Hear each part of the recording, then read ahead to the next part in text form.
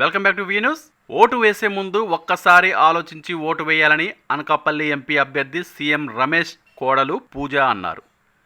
నర్సీపట్నంలో BJP ప్రచారంలో CM Ramesh కోడలు కుటుంబ సభ్యులు దూసుకుపోతున్నారు.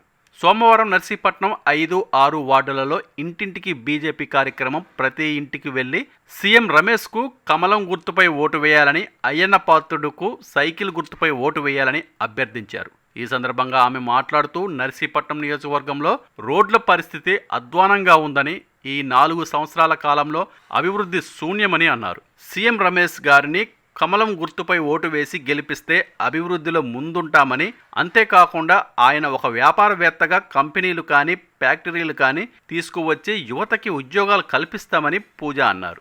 ఓటు వేసే ముందు కూటమిగా ఉన్న ఎంపీ అభ్యర్థి సీఎం రమేష్ గారికి కమలం గుర్తుపై ఓటు వేయాలని, ఎమ్మెల్యే అభ్యర్థి అయ్యన్న పాత్రుడు గారికి సైకిల్ గుర్తుపై ఓటు వేసి అత్యధిక మెజారిటీతో గెలిపించాలని కోరారు.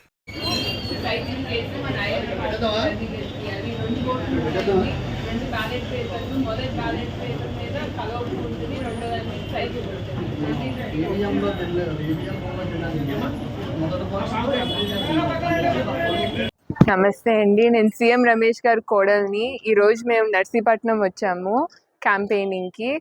ఇక్కడ వచ్చే దారిలో మాకు రోడ్స్ అవన్నీ చూస్తే ఇప్పుడు పాస్ట్ 4 years ఉన్న గవర్నమెంట్ అసలు ఏం చేసింది అని మాకు అనిపించింది.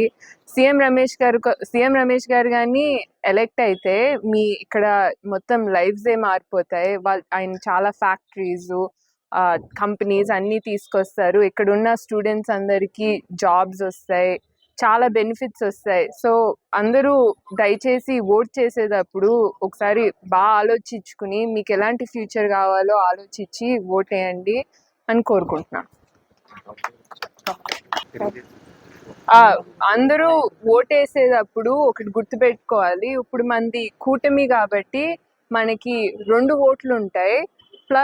అది ఫస్ట్ వచ్చే ఓటు మన ఎంపీ గారికి వేయాలి, అది కమలం పువ్వుకి ఓటేయాలి. సెకండ్ ఓటు మన అయ్యన్న పాత్రుడు గారు సైకిల్ గుర్తుకి ఓటేయాలి. అందరూ గుర్తుపెట్టుకోండి, అక్కడ వెళ్ళిన తర్వాత 2 ఈవీఎం మిషన్స్ ఉంటాయి. మొదటి దాని మీద కలవ పువ్వు మన సింబల్, రెండో దాని మీద సైకిల్ గుర్తు మన సింబల్. నిరంతర వార్తా సమాచారం కోసం మా వి న్యూస్ ఛానల్ సబ్స్క్రైబ్ చేయండి. నోటిఫికేషన్ కొరకు బెల్ ఐకాన్ని యాక్టివేట్ చేయండి.